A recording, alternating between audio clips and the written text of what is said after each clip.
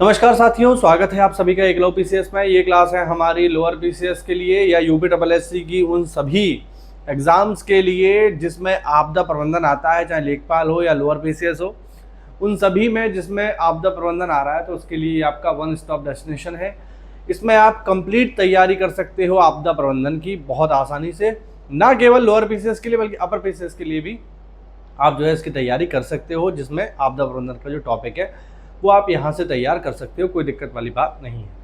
ठीक है, तो आज का हमारा टॉपिक है साथियों जो बहुत ही फेमस है और ज़्यादातर मैंने देखा है कि यूट्यूब पर जब लोग आपदा प्रबंधन पढ़ाते हैं तो सीधे जो एनडीएमए एक्ट है उसको ही पढ़ाना स्टार्ट कर देते हैं, उससे पहले की चीज़ें नहीं बताते हैं। ठीक है, क्योंकि मैंने बहुत सारे वीडियोस देखे तो मुझे इस बात का पता चला कि लोग सीधे सीधे आपदा प्रबंधन अधिनियम 2005 को पढ़ाना स्टार्ट कर देते हैं। वो जो बेसिक चीज़ें हैं आपदा प्रबंधन की उनको नहीं बताते हैं, जैसे प्रकोप क्या होता है, आपदा क्या होता है, कौन सा प्रकोप आपदा बन जाता है, ठीक है, सुभेद्यता क्या होती है। ठीक है, तो ये सब चीज़ें नहीं बताते हैं, इसीलिए विद्यार्थी क्या करते हैं, विद्यार्थी इनको रटने की कोशिश करते हैं, सीधे याद करने की कोशिश करते हैं। और एनडीएमए एक्ट में भी सीधे सीधे धाराएँ जो है लोग याद करने का प्रयास कर रहे हैं। तो मेरा सुझाव है आप ऐसा ना करें, क्योंकि अगर आप धाराएँ याद करने का प्रयास करेंगे तो कभी भी समझ विकसित नहीं कर पाएंगे। ठीक है, और अगर चूंकि ऐसा तो है नहीं कि आपको एक ही एग्ज़ाम देना है, अगर आपकी किस्मत अच्छी रही तो हो सकता है आपका एक ही में हो जाए, लेकिन विद्यार्थियों की किस्मत इतनी अच्छी होती नहीं कि एक बार में सिलेक्शन हो जाए, तो उन्हें बहुत लंबे समय तक तैयारी करनी पड़ती है, 2 साल 3 साल 4 साल। तो ऐसे में रटने से काम नहीं चलेगा, आप समझ बना लोगे तो एग्ज़ाम टाइम पर आप थोड़ा भी रिविज़न करोगे तो आपको आसानी हो जाएगी, वरना आप चीज़ें भूल जाओगे। ठीक है, तो आज हम इस टॉपिक को पढ़ेंगे। अच्छा, इससे पहले जो हमने लास्ट क्लास ली थी जो कि थी डिजास्टर मिटिगेशन, उससे 2 पॉइंट हमारे रह गए थे, उन्हें हम पहले यहाँ नोट कर लेते हैं, फिर हम आगे बढ़ जाएंगे। वो 2 पॉइंट हैं, बहुत बेसिक फैक्ट हैं। पहला है अंतरराष्ट्रीय, इसे आप नोट कर लेना, आपदा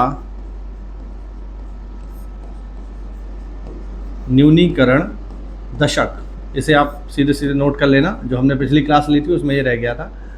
तो ये है 1990 से 1999 तक। ठीक है, इसको आप याद कर लो। ठीक, ये इंपॉर्टेंट है, इसको आप नोट कर लेना। इसके अलावा आप दूसरा पॉइंट नोट करेंगे, आपदा न्यूनीकरण दिवस, इसे भी नोट कर लो, आपदा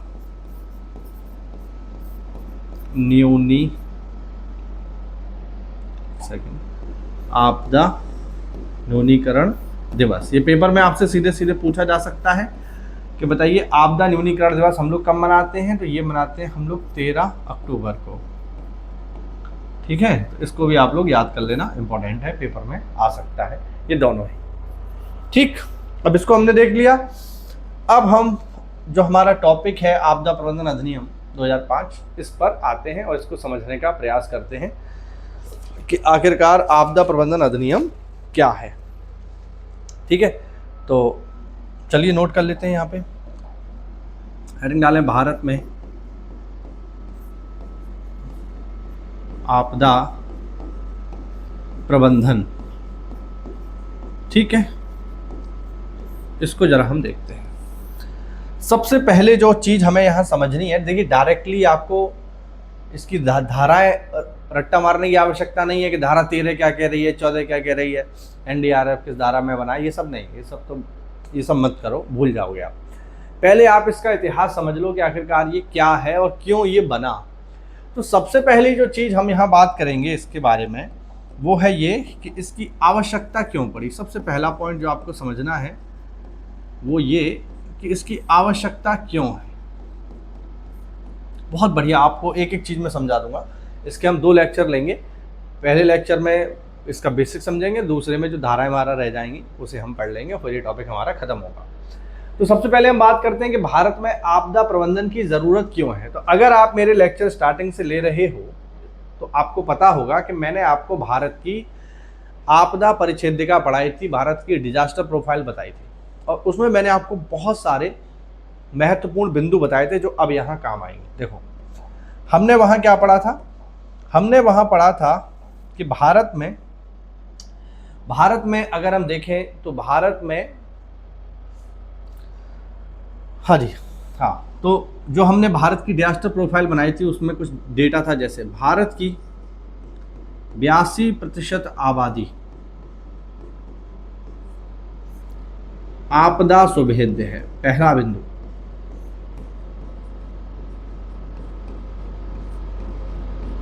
सबसे पहला पॉइंट, भारत की 82%, हम ये सारे जो भी पॉइंट यहां नोट करेंगे वो भारत के संदर्भ में ही करेंगे। तो भारत की 82% आबादी आपदा सुभेद्य है। आपदा सुभेद्य क्या मतलब है भैया? आपदा सुभेद्य का मतलब है कि अगर कल को कोई आपदा आई तो वो उससे प्रभावित हो सकते हैं। सुभेद्य का मतलब है किसी आपदा से प्रभावित होने के चांस। कितने चांस हैं? तो 2.5 चांस है कि वो प्रभावित हो जाएंगे, या तो बाढ़ से या भूकंप से या भूस्खलन से या चक्रवात से या सूखा से या जो मानव जनित आपदाएं हैं उनसे। तो हम मान के चलें कि भारत की लगभग 82%, या हम कहें कुछ ही हिस्सा छोड़ दो तो बाकी पूरा भारत आपदाओं के लिए सुभेद्य है। और मैंने आज जब आपको भारत की आपदा परिच्छेदिका बताई थी तो वहां पर मैंने आपको एरिया वाइज समझाया था कि किस क्षेत्र में कौन कौन सी आपदाएं आती हैं। तो बहुत सारी आपदाएं आ रही हैं, इसमें कोई दो राय नहीं। तो भारत की 82% आबादी जो है वो आपदा के लिए सुभेद्य यानी आपदाओं से परेशान हो सकती है या होती है। दूसरा, 59% जो भारत का भूमि है, ठीक है, वो भूकंप प्रभावित है, याद रखना। यानी भारत की 59% भूमि या 59% क्षेत्रफल भूकंप प्रभावित है। यानी भारत का जितना भी एरिया है उसका 59% में भूकंप आते हैं। हिमालय में भी भूकंप आते हैं, मध्य भारत में भी भूकंप आते हैं, तो बहुत बड़े एरिया में भूकंप आते हैं। दूसरा, अगर हम बात करें बाढ़ की, तो मैं आपको पहले ही बता चुका हूं कि करीब करीब 12% भारत का जो क्षेत्रफल है वो बाढ़ प्रभावित है। ठीक है, बाढ़ से हम लोग, हमारे यहाँ बाढ़ आती है, मैदानी क्षेत्रों में विशेषकर बाढ़ आ जाती है, पहाड़ी क्षेत्रों में भी बाढ़ आ जाती है। और अगर हम देखें साथियों तो 68% कृषि योग्य भूमि सूखा प्रभावित है। लोग, सूखा भी आ गया साहब। यानी हमारे पास जितनी भी कृषि योग्य भूमि है जिस पर हम खेती करते हैं वो 68% सूखा प्रभावित है। अभी आप देख रहे होंगे अल नीनो चल रहा है, अल नीनो का प्रभाव है, मानसून पर असर है, तो सरकार इसकी तैयारी करके चल रही है, नहीं चल रही है कि मानसून कमजोर रहेगा। मानसून कमजोर रहेगा तो भैया बारिश कम होगी, बारिश कम होगी, फसलें कम होंगी, फसलें कम होंगी तो महंगाई बढ़ेगी, बहुत सारी चीजें हैं, किसान बेचारा क्या करेगा। तो कुल मिला के ये भी एक परिस्थिति है हमारे यहाँ पे कि 68% जो हमारी भूमि है, जो कृषि योग्य भूमि है, वो सूखे से प्रभावित है। और एक डेटा के अनुसार भारत की जीडीपी का, ये सारे फैक्ट आप लोग नोट कर लेना, 2%, भारत की जीडीपी का 2% नुकसान आपदाओं से होता है। यानी हमारा जितना भी नुकसान है आपदाओं से वो हमारी कुल जीडीपी का 2% है, और ये बहुत ज़्यादा हो गया। यानी हमारे कुल जीडीपी का 2% के बराबर नुकसान हो जाता है हमें केवल आपदाओं से। कहीं भूकंप आ गया तो बिल्डिंगें सब तबाह हो गई, या बहुत सारे पुल गिर पड़े, कहीं बाढ़ आ गई तो लोगों को नुकसान हो गया, भूस्खलन हो गया तो पूरा का पूरा इलाका वाइप आउट हो गया। कुल मिला के ये गंभीर समस्या है। आप देख रहे हो कि साहब आवश्यकता क्यों है? आवश्यकता इसलिए है कि हमारी 82% आबादी जो है आपदाओं के लिए सुभेद्य है। 59% हमारे भूखंड के क्षेत्रफल पर भूकंप आते हैं, 12% एरिया पर बाढ़ आती है, 68% कृषि योग्य भूमि सूखे से प्रभावित है, और जीडीपी का 2% तक हम नुकसान झेलते हैं आपदाओं से। और तो और, ये तो केवल प्राकृतिक बात हो गई भाई, इसके अलावा मानव निर्मित आपदाएं भी तो हैं। क्या मानव निर्मित आपदाएं नहीं हैं भाई? इंसानों की वजह से भी तो आपदाएं आती हैं, जिन्हें हम कहते हैं मानवीय आपदा। चलो यहां लिख देता हूं, जिन्हें हम कहते हैं मानवीय आपदा। भाई ये तो सब प्राकृतिक हो गई, लेकिन आपदाएं केवल प्राकृतिक थोड़ी हैं, वो तो इंसानों की वजह से भी आ रही हैं। और इंसानों की वजह से आने वाली आपदाओं को हम क्या कहते हैं? उन्हें हम कहते हैं मानवीय आपदा। और मानवीय आपदा मेनली 4 प्रकार की हैं, जिन्हें कहते हैं CBRN। CBRN, इनको आप नोट कर लेना, महत्वपूर्ण है, इसका फुल फॉर्म पेपर में आ सकता है। पहली आपदा है केमिकल, यानी केमिकल डिजास्टर हो सकती है। दूसरी है बायोलॉजिकल, यानी जैविक आपदा भी आ सकती है। तीसरी है रेडियोलॉजिकल, यानी जो रेडियोधर्मी आपदाएं हैं वो भी आ सकती हैं। और चौथी है न्यूक्लियर। न्यूक्लियर हम लोग जानते ही हैं, परमाणु संबंधी, अगर कहीं परमाणु विस्फोट हो गया या किसी परमाणु घर में लीक हो गया, लीकेज आ गया, तो ये गंभीर समस्याएं हैं। तो ये मानवीय आपदाएं भी हैं और इनके भी खतरे हमारे यहाँ बने रहते हैं। केमिकल आपदा क्या हमारे यहाँ हुई नहीं है? 1984 में भोपाल गैस त्रासदी हुई नहीं है क्या? ठीक है, तमिलनाडु में जो है एक फैक्ट्री में रिसाव हो गया था, काफ़ी सारे लोग मारे गए, स्टरलाइट शायद नाम था उसका। तो कहने का मतलब ये सारी आपदाएं हमारे यहाँ आती नहीं है। ठीक है, तो इतनी सारी आपदाएं भारत में हैं, इतनी सारी समस्याएं हैं। इन्हीं समस्याओं का निपटारा करने के लिए हमें आवश्यकता पड़ती है किसकी? हमें आवश्यकता पड़ती है आपदा प्रबंधन की। अब आपको समझ आया होगा कि हमारे यहाँ आपदा प्रबंधन आवश्यक क्यों है। इसका फुल फॉर्म नोट कर लेना, फिर बता रहा हूँ, पेपर में आ सकता है। ठीक है, उम्मीद करता हूँ आपको समझ में आया होगा। अब हम बात करते हैं कि इस समय तक हमारे पास आपदाएं तो आई नहीं है। जब से भारत स्वतंत्र हुआ है तब से आपदाएं झेल रहा है, और जब हम गुलाम थे तब भी झेल रहे थे। लेकिन जब हम गुलाम थे तो हमारे पास करने के लिए कुछ नहीं था, क्योंकि सारा जो प्रशासन है वो अंग्रेजों के हाथ में था, तो वो अपने तरीके से करते थे। अब हम आज़ाद हो गए तो हमें अब अपने तरीके से देखना है। तो प्रारंभिक जब हम स्वतंत्र हुए तो आपदाओं को लेकर के हमारे प्रारंभिक उद्देश्य क्या थे, पहले हम ये समझते हैं। प्रारंभिक उद्देश्य, ठीक, आपदाओं को लेके प्रारंभिक उद्देश्य क्या थे? ठीक है, प्रारंभिक उद्देश्य का यहां पर मतलब ये है कि जब हम स्वतंत्र हो गए और हमने जब पहली बार अपने हाथों से आपदाओं का प्रबंधन स्टार्ट किया, तो उसमें हम क्या क्या कर रहे थे, पहले हम उनको समझते हैं। तो पहला जो हम यहां काम कर रहे थे, जो प्रारंभिक हमारा उद्देश्य था, वो था आपदा प्रबंधन में मुख्य उद्देश्य राहत पहुंचाना था।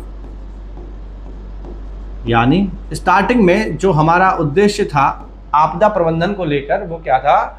वो केवल एक ही उद्देश्य था, और वो था केवल आपदा मतलब आपदा प्रबंधन का मुख्य उद्देश्य केवल राहत पहुंचाना था। यानी आपदा के समय आपको जो काम करना है वो क्या है? केवल राहत पहुंचाने का कार्य करना है। यानी अगर कोई आपदा आ गई, सरकार का विचार था कि हम आपदा आने से नहीं रोक सकते, भूकंप आएगा, सुनामी आएगी, चक्रवात आएगा, हम उसे रोक नहीं सकते, तो हम क्या कर सकते हैं? तो हमने अपने दिमाग को ज़्यादा टेंशन नहीं दी, हमने बस इतना विचार कर लिया कि आपदा आएगी और हम क्या करेंगे? आपदा आने के बाद राहत कार्य प्रारंभ कर देंगे। जो लोग आपदा में फंसे हुए हैं उन्हें बाहर निकाल लेंगे, या बाहर नहीं निकाल सकते तो उनको हेलीकॉप्टर के माध्यम से खाना पहुंचा देंगे, पानी पहुंचा देंगे, कपड़े पहुंचा देंगे, दवाई पहुंचा देंगे। ऐसा बहुत लंबे समय तक होता रहा। वर्ष 2002 से पहले तक यही होता था, और मैं कहूँ 2005 से पहले तक यही होता था। कहीं आपदा आई तो हेलीकॉप्टर पहुंच गए, खाने के पैकेट गिरा दिए। और मैं जब छोटा था तो मैं देखता था कि ये होता था कि हेलीकॉप्टर पहुंच रहे हैं साहब, हेलीकॉप्टर खाने के पैकेट गिरा रहे हैं, दवाइयाँ गिरा रहे हैं। बस क्यों? सरकार को लगता था हम यही कर सकते हैं, और हमारे हाथ में जो प्राकृतिक आपदाएं हैं या जो मानवीय आपदाएं हैं, इनको रोकना हमारे बस की बात नहीं है। तो प्रारंभिक अवस्था में जो प्रारंभिक उद्देश्य था हमारा, वो था केवल राहत पहुंचाना। हमें केवल राहत पहुंचानी थी, बस हमें लगता था हम केवल राहत पहुंचाने का ही कार्य कर सकते हैं। और मूल रूप से जो इसमें चरण आते थे वो 3 चरण होते थे, है ना? क्या होते थे? लिख देता हूं। राहत सामग्री का वितरण, यानी जैसा कि अभी मैंने आपको बताया कि साहब खाना पहुंचा दो, दवाइयां पहुंचा दो, कपड़े पहुंचा दो। दूसरा, आर्थिक सहायता। अगर कहीं आपदा आ गई है तो उन लोगों को पैसे दे दो, उन्हें पैसा पहुंचा दो साहब, ठीक है अब तुम्हारा घर बह गया, कोई बात नहीं, लो ऐसा करो 5 लाख रुपए ले लो, 4 लाख रुपए ले लो, 3.5 लाख रुपए ले लो, और ठीक है कोई बात नहीं, बात आई गई करो। और तीसरा, पुनर्वास।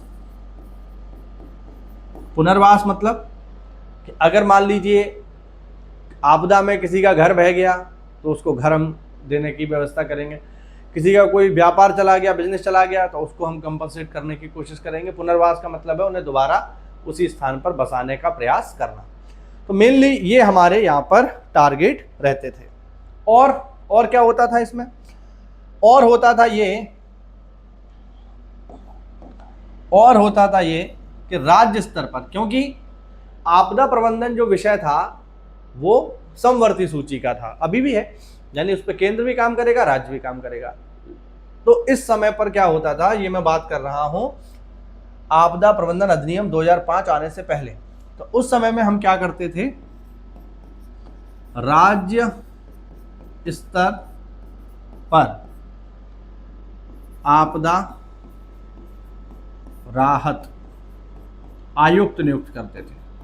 तो राज्य स्तर पर एक पद होता था डिजास्टर रिलीफ कमिश्नर।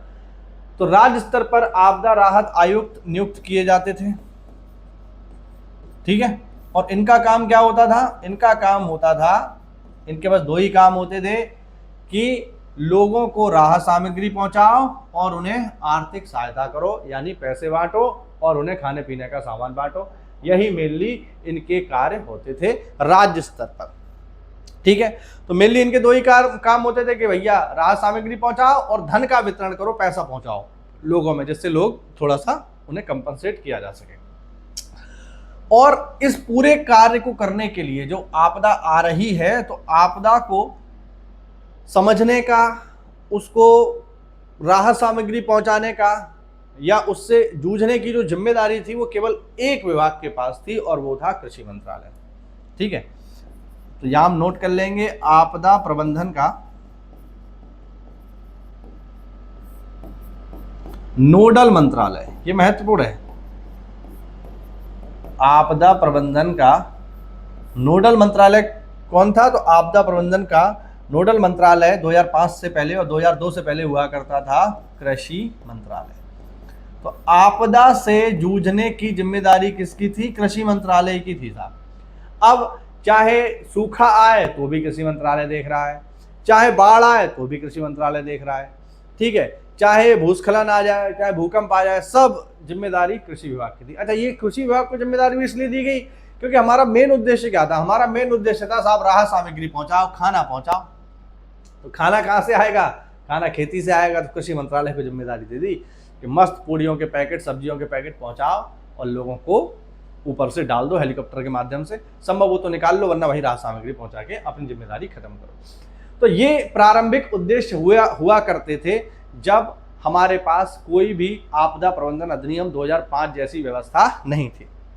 अब सीधी सी बात है कि ये जो आप देख रहे हो ये 2005 से पहले का है, तो इसमें कमियां थी, क्योंकि इसमें आप नोटिस करो, आप ये पाओगे कि हम सारा का सारा फोकस किस पे कर रहे हैं, केवल राहत पहुंचाने पे कर रहे हैं। हमारा फोकस किस बात पे था कि केवल हम लोगों को रिलीफ पहुंचा दें, ठीक। अभी की जो रणनीति है कि आपदा पूर्व भी तैयारी करनी है, जो मैंने आपको लास्ट क्लास में पढ़ाया था, आपदा दौरान भी हमें देखना है, आपदा पश्चात भी देखना है, ऐसा यहाँ कोई कॉन्सेप्ट नहीं था। आपदा पूर्व तैयारी का कोई विचार इनके दिमाग में नहीं था, केवल एक ही विचार था कि बस आपदा आए तो लोगों को राहत सामग्री पहुंचाओ। अब इस लचीली व्यवस्था की वजह से कुछ कमियां थी, और वो कमियां तब उजागर हो गई जब भारत में आ गई कुछ भयानक भीषण आपदाएं। उन आपदाओं ने इन कमियों को बिल्कुल खोल करके रख दिया, और उन आपदाओं के कारण हमें ये पता चला कि हमारी व्यवस्था कितनी कमजोर है। लिख देता हूं यहां पे प्रमुख आपदाएं, चलिए, ठीक। अब ये हमारी जो है व्यवस्था थी, और इन व्यवस्थाओं की कलई किसने खोली, इन व्यवस्थाओं की कलई खोली भारत में आने वाली प्रमुख आपदाओं ने। उदाहरण के लिए अगर हम देखें तो 1984 का भोपाल गैस त्रासदी, भोपाल गैस त्रासदी, भोपाल गैस का ऑब्वियस बात है एक मानवीय दुर्घटना थी, एक मानवीय आपदा थी, जिससे हजारों लोग बेचारे मारे गए एट द स्पॉट, है ना। एक मूवी भी बनी है, वेब सीरीज है, रेलवे मैन करके, आप देखना, बहुत बढ़िया है, ठीक। तो 1984 में साहब भोपाल गैस त्रासदी हो गई, हजारों लोग मारे गए, लेकिन हमारे पास तंत्र क्या था? हमारे पास तंत्र था काम करेगा केवल कृषि मंत्रालय। अब कृषि मंत्रालय को क्या पता है कि गैस के संबंध में क्या करना है, गैस की आपदा आती है तो क्या करना है, उससे इतनी जानकारी नहीं है। और गैस जब फैल रही है तो ऊपर से अगर आप हेलीकॉप्टर के माध्यम से राहत के तौर पर पूड़ी के पैकेट गिरा भी दिए तो क्या हो जाएगा, उससे गैस खत्म थोड़ी हो जाएगी भाई। ये भूकंप नहीं है, एक बार आके चला गया, वो तो गैस तो वातावरण में बनी रहेगी। तो इससे हजारों लोग मारे गए और इस आपदा से निपटने की हमारे पास कोई व्यवस्था नहीं थी। तो ये एक महत्वपूर्ण दुर्घटना थी जिसने हमें बताया कि हमें इसके बारे में सोचना पड़ेगा। कुछ समय बीता, 1993 में आ गया लातूर में भूकंप। लातूर महाराष्ट्र, लातूर में भूकंप आ गया। कहा जाता है कम से कम 10,000 लोग इसमें मारे गए लातूर भूकंप में। लातूर महाराष्ट्र का इलाका है। महाराष्ट्र यानी जो प्रायद्वीपीय भारत है वो अपेक्षाकृत थोड़ा स्टेबल माना जाता है हिमालय के मुकाबले, क्योंकि हिमालय अभी बन रहा है तो उसमें भूकंप आने की संभावना बनी रहती है। भूकंप आते भी रहते हैं हिमालयी क्षेत्र में, लेकिन दक्षिण भारत का इलाका थोड़ा सा शांत माना जाता है। लेकिन भूकंप आ गया और लोगों की चूंकि तैयारी नहीं थी, क्योंकि लोगों का माइंडसेट क्या था, यहाँ भूकंप नहीं आता है, और भूकंप आ गया तो कोई तैयारी थी नहीं, आपदा पूर्व कोई तैयारी नहीं थी। हजारों लोग बुरी तरीके से मारे गए। और जो कमी थी उसको पूरा कर दिया 1999 के चमोली भूकंप ने। चमोली उत्तराखंड में चमोली भूकंप, चमोली में भूकंप आया, भूस्खलन आया, 200-300 परिवार वाइप आउट हो गए, बिल्कुल खत्म ही हो गए साहब, दब गए, कुछ पता ही नहीं चला उनका। इवन भूकंप की या भूस्खलन की स्थिति तो ऐसी होती है कि बहुत ही खतरनाक, पूरा का पूरा मलबा आपके पूरा का पूरा पहाड़, पूरा का पूरा मलबा आपके ऊपर आके नीचे आपको दबा देगा। आपको मतलब आपकी लाश भी नहीं मिलेगी ढूंढने से। अभी पिछले साल जो है धराली एक गांव पड़ता है उत्तरकाशी में, गंगोत्री से जस्ट पहले पड़ता है, हर्षिल से आगे, उसमें आया पूरा का पूरा एरिया जो है, जो नदी के किनारे था वो वाइप आउट हो गया, सब दब गए, घर वर सब, दुकानें वुकानें सब खत्म हो गई। एक जो वहाँ मंदिर है कल्प केदार वो भी दब गया, अब निकाला जाएगा उसे कुछ सालों बाद। तो ये इसमें भी हम कुछ नहीं कर पाए साहब। और रही बची जो कसर थी साथियों वो पूरी हो गई वर्ष 2001 में। और 2001 में क्या आया, सबसे भयानक भुज भूकंप। और भुज कहाँ पड़ता है, गुजरात में पड़ता है। भुज भूकंप की अगर मैं बात करूं साथियों तो भुज में 7.7 रिक्टर स्केल का भूकंप आया। और ये भूकंप कब आया, 26 जनवरी 2001 को, गणतंत्र दिवस वाले दिन। सब लोग खुशियां मना रहे थे, सब लोग घूम फिर रहे थे, और अचानक से ये भूकंप आ गया। अच्छा, इसमें मात्रा जो है छोटी लगेगी। अचानक से भूकंप आया 7.7 रिक्टर स्केल की तीव्रता का, और इस भूकंप की वजह से साथियों 20,000 लोग मारे गए, 20,000 लोगों की मृत्यु हो गई, और साथियों 1.5 लाख लोग घायल हो गए। अब आप सोचो, आप इमेजिन कर सकते हो। और देखिए, मरना एक बेहतर चीज है, किसी आपदा में आप मर गए मान लो, बेहतर है, समस्या खत्म हो गई। लेकिन मान लो तुम आपदा में दब गए और तुम्हारी दोनों टांगें टूट गई या उन्हें काटना पड़ा, तो अब आप बेकार हो गए। अब ना आप जॉब करने के, हो सकता है आपका कोई बिजनेस हो, आपदा में बह गया हो, तो ना व्यापार करने के। तो ये बहुत खराब स्थिति है। अब इतनी सारी जब लगातार समस्याएं आई, लाखों लोग मर रहे हैं, हजारों लोग घायल हो रहे हैं, बहुत खराब स्थिति हो गई। तब हमने विचार किया कि भाई ये हो क्या रहा है, हमारा जो सिस्टम है आपदा प्रबंधन का वो काम क्यों नहीं कर रहा। और ये सारी चीजें जब हो गई साथियों, तब हमने विचार किया कि थोड़ा सा इस पर ध्यान देने की आवश्यकता है। और तब सरकार ने वर्ष 2002 में एक समिति बनाई, और उस समिति का नाम था जे.सी. पंत समिति। जे.सी. पंत समिति, जे.सी. पंत समिति का गठन हुआ है वर्ष 2002। और जे.सी. पंत समिति ने अपनी सिफारिशें लगाई, बहुत सारी सिफारिशें लगाई, ऑब्वियस बात है। लेकिन हमारे काम की जो सिफारिश है वो ये है कि जे.सी. पंत समिति ने सबसे इंपॉर्टेंट बात जो कही वो ये कही कि हमारे पास जो भी सिस्टम है ये इनएप्रोप्रिएट है, इसको बदलने की जरूरत है। और सबसे इंपॉर्टेंट आप जो इसमें काम करो, क्योंकि सिफारिशें तो बहुत सारी थी, वो काम आप ये करो कि इसका जो नोडल मंत्रालय है वो गलत है।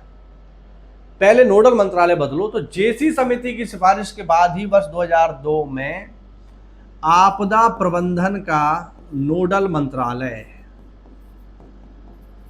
आपदा प्रबंधन का नोडल मंत्रालय बदल दिया गया और अब आपदा प्रबंधन का नोडल मंत्रालय बना गृह मंत्रालय, होम मिनिस्ट्री बन गई साहब, ठीक है, गृह मंत्रालय। तो गृह मंत्रालय साहब नियुक्त हो गया आपदा प्रबंधन का नोडल मंत्रालय। बहुत इंपॉर्टेंट क्वेश्चन है कि किस समिति की सिफारिश पर गृह मंत्रालय को आपदा प्रबंधन का नोडल मंत्रालय बनाया गया, ठीक है। और तो और 10वीं पंचवर्षीय योजना में, जो 10वीं पंचवर्षीय योजना थी, उसमें भी ये ध्यान दिया गया कि आपदा प्रबंधन को हम थोड़ा सा सीरियस लें, और हमने 10वीं पंचवर्षीय योजना में आपदा प्रबंधन का स्पेशल एक टॉपिक, एक अध्याय ही जोड़ा 10वीं पंचवर्षीय योजना में। और जो 12वां वित्त आयोग था उसमें भी हमने इस बात को रखा कि आपदा प्रबंधन के लिए हमें अलग से धन की आवश्यकता है। अब ये सारी चीजें चल रही हैं और अंत में एक ऐसी घटना होती है जो पूरी तरीके से आपदा प्रबंधन के विचार को बदल देती है, और वो घटना थी साथियों वर्ष 2004 की सुनामी। वर्ष 2004 में सुनामी आ गई और दक्षिण भारत के राज्य तमिलनाडु, केरल, कर्नाटका, इनमें भीषण तबाही हुई। खासकर तमिलनाडु में गांव के गांव बह गए, लोग बुरी तरीके से मारे गए। ये बात है 2004 की।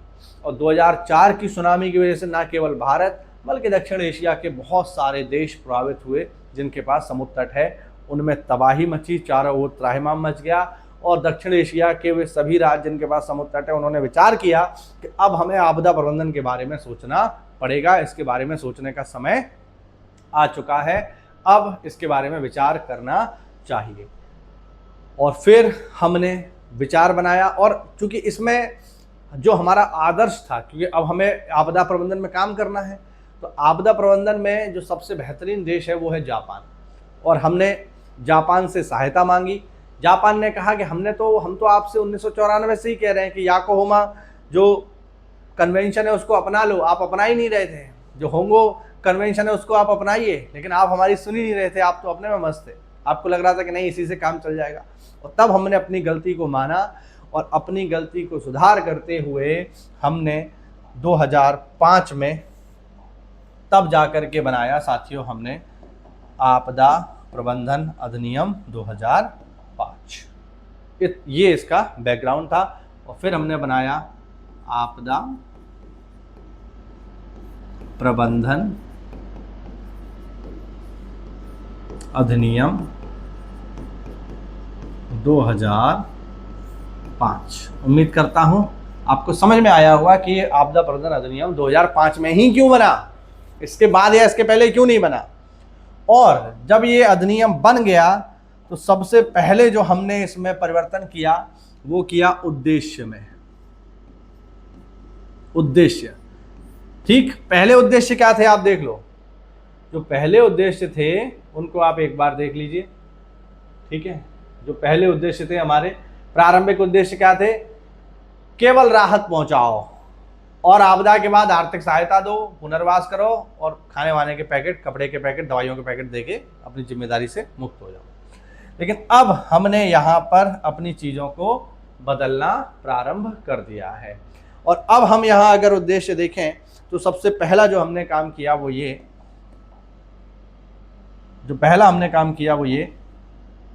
कि आपदा प्रबंधन के लिए एकीकृत प्रणाली को अपनाया। पहला जो हमने काम किया वो एकीकृत इंटीग्रेटेड सिस्टम को अपनाया, जो काम करता है आपदा पूर्व, यानी आपदा आने से पहले भी हम तैयारी करेंगे, आपदा दौरान भी तैयारी होगी, मतलब हम अपना रणनीति बना के रखेंगे आपदा समय और आपदा पश्चात। तो ये हमने एक महत्वपूर्ण परिवर्तन किया। पहले हमारा जो फोकस था वो केवल आपदा पश्चात और आपदा समय। आपदा समय क्या करेंगे? राहत सामग्री पहुंचाएंगे। आपदा पश्चात क्या करेंगे? पैसा देंगे और पुनर्वास कराएंगे, लोगों को दोबारा से बसाएंगे। लेकिन अब हमने एकीकृत प्रणाली को अपना लिया, हमने इंटीग्रेटेड सिस्टम को अपना लिया, हमने एकीकृत रणनीति बनाई, हमने आपदा पूर्व भी तैयारी करना प्रारंभ किया, आपदा के समय क्या करेंगे ये भी हमने सुनिश्चित किया, और आपदा के पश्चात हमें क्या करना है इस पर भी हमने ध्यान देना शुरू किया। और इस रणनीति को प्रभावी ढंग से लागू करने के लिए हमने इस रणनीति को प्रभावी ढंग से लागू करने के लिए आपदा, अगला पॉइंट हम नोट करेंगे, आपदा प्रबंधन के लिए ढांचागत, ऐसे लिखेंगे, आपदा प्रबंधन के लिए संस्थागत ढांचा तैयार किया, जो पहले नहीं था हमारे पास। पहले तो हमारे पास ये था पैसा बांट दो, खाना दे दो, लेकिन अब हमने क्या किया, आपदा प्रबंधन के लिए संस्थागत ढांचा तैयार किया जो 3 हिस्सों में बटा हुआ था। पहला NDRA, NDRA यही होगा क्या, NDMA, सॉरी क्या बोल रहा हूं मैं भी यार, NDMA, सॉरी NDMA क्या है भाई, NDMA है नेशनल डिजास्टर मैनेजमेंट अथॉरिटी, ठीक है, याद रखना। दूसरा हमने तैयार किया SDMA, state disaster management authority, ये हो जाएगा केंद्रीय आपदा प्रबंधन संस्थान, ये हो जाएगा राज्य आपदा प्रबंधन प्राधिकरण, अथॉरिटी मतलब प्राधिकरण, ये हो जाएगा राष्ट्रीय आपदा प्रबंधन प्राधिकरण, और ये हो जाएगा राज्य आपदा प्रबंधन प्राधिकरण। और हमने डिस्ट्रिक्ट लेवल पर भी बनाया डिस्ट्रिक्ट डिजास्टर मैनेजमेंट अथॉरिटी। ये हमने संस्थागत ढांचा तैयार कर लिया कि केंद्र स्तर पर हम क्या क्या करेंगे, राज्य स्तर पर क्या करेंगे और जिला स्तर पर हम क्या करेंगे। और मैं आपको बता दूं अब ये और विस्तारित हो चुका है, अब इसमें ब्लॉक लेवल और पंचायत लेवल भी शामिल है, यानी हमने पूरी होल सोल यहाँ पे एक रणनीति बना के तैयार रखी है, ठीक है। तो हमने डिजास्टर मैनेजमेंट के लिए संस्थागत ढांचा तैयार कर लिया जो पहले हमारे पास नहीं था। और हमने क्या किया साहब, और हमने ये किया, क्योंकि डिजास्टर मैनेजमेंट करने में सबसे इंपॉर्टेंट चीज क्या है, संसाधन। और संसाधन कैसे आते हैं, पैसे से, बिना पैसे के कोई संसाधन नहीं काम करेगा, सीधी बात है। तो हमने इसके लिए पैसे की भी व्यवस्था करी और हमने वित्तीय ढांचे का निर्माण किया। अगला पॉइंट हम नोट करेंगे, आपदा हेतु वित्तीय ढांचे का निर्माण। पैसा भी तो चाहिए, बिना पैसे का काम कोई करेगा क्या। वित्तीय ढांचा का निर्माण। अब इसके लिए हमने क्या किया है, इसके लिए हमने मेनली 2 काम करे हैं। कौन कौन से काम करे हैं, एक सेंट्रल लेवल पे, एक स्टेट लेवल पे। कैसा, केंद्र स्तर पर हमने बनाया है केंद्र राष्ट्रीय आपदा प्रतिक्रिया कोष, राष्ट्रीय आपदा प्रतिक्रिया कोष, इसको हमने बनाया, ठीक है, याद रखिएगा महत्वपूर्ण है। और राज्य स्तर पर हमने बनाया राज्य आपदा प्रतिक्रिया कोष। इनमें बेसिकली क्या है, इनके पास पैसा है और ये डिजास्टर को देखते हुए जहां जितनी आवश्यकता है उसके अनुसार पैसा दे सकते हैं। तो हमने साहब क्या किया, हमने वित्तीय ढांचा बनाया, संस्थागत ढांचा बनाया, जिससे आपदाओं से होने वाले नुकसान को कम किया जा सके। सबसे महत्वपूर्ण चीज इसी अधिनियम के अंतर्गत इसके उद्देश्यों में हमने गठन किया एनडीआरएफ का। एनडीआरएफ क्या है, नेशनल डिजास्टर रेस्पॉन्स फोर्स, ठीक है, याद रखना, ठीक है, नेशनल डिजास्टर रेस्पॉन्स फोर्स। तो इसका गठन किया गया। अब पेपर में आपसे पूछेगा एनडीआरएफ का गठन किस अधिनियम के अंतर्गत किया गया है, तो आप बताओगे डिजास्टर मैनेजमेंट एक्ट 2005, ठीक है। गठन इसका कब हुआ है, 19 जनवरी 2006 को, ठीक। तो अधिनियम पूछेगा तो अधिनियम आप बताओगे 2005, लेकिन अगर डेट पूछ लेगा तो डेट है इसकी 19 जनवरी 2006, ठीक। हेडक्वार्टर कहाँ है इसका, तो हेडक्वार्टर हम सब लोग जानते हैं, इसका हेडक्वार्टर है दिल्ली में, नई दिल्ली में बेसिकली। और ये किसके अधीन कार्य करता है? तो ये गृह मंत्रालय के अधीन कार्य करता है। ठीक है ना, याद रखिएगा। इसके पास कितनी बटालियन है? तो इसके पास 16 बटालियन है। बहुत बेसिक बात अभी आपको बता रहा हूं, बाकी जब इसकी धाराएं हम पढ़ेंगे, एनडीआरएफ को हम पढ़ेंगे तो इसके बारे में डिटेल से बात करेंगे। ठीक, तो इस तरीके से ये थे साथियों इसके उद्देश्य, और मैं समझता हूं आपको समझ में आ गया होगा कि क्यों बनाया गया आपदा प्रबंधन अधिनियम। ठीक है, तो ये हमारी एक छोटी सी क्लास थी जिसमें मेरा मानना ये था कि कम से कम आपको इसका बैकग्राउंड में समझा दूं, ताकि अगली क्लास में जब मैं इसकी धाराएं बताऊं तो आपको समझ रहे कि आखिरकार पहले क्या था और अब क्या है और क्या अंतर हमने कर लिया है। ठीक है, तो उम्मीद करता हूं ये आपको समझ में आया होगा, पहले स्थिति क्या थी और अब स्थिति क्या है, ये सारी चीज़ें आपको समझ में आ गई होंगी। कोई भी डाउट हो कमेंट करके आप मुझसे पूछ सकते हो बिना किसी दिक्कत के। मेरे टेलीग्राम चैनल को जरूर ज्वाइन कर लो, वहाँ पर आप मुझसे डायरेक्टली बात कर सकते हो और अपना कोई भी सवाल मुझसे सीधे सीधे पूछ सकते हो। अगली क्लास में जो डिजास्टर मैनेजमेंट एक्ट है, इसकी प्रमुख धाराओं की और इसकी प्रमुख विशेषताओं की चर्चा करेंगे और फिर हमारा डिजास्टर मैनेजमेंट एक्ट को हम खत्म करेंगे। फिर अगला टॉपिक जो है आपदा प्रबंधन में शुरू करेंगे। मिलते हैं अगली क्लास में, तब तक के लिए जय हिंद, जय भारत, वंदे मातरम।